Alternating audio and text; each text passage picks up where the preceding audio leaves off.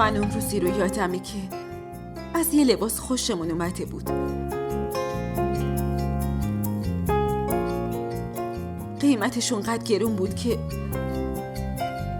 باید پولامونو میذاشتیم رو هم.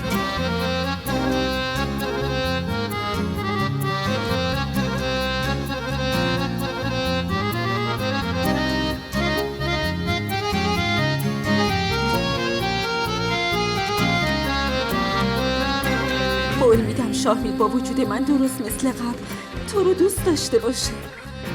من بچه به دنیا میارم و تو میشی مادرش.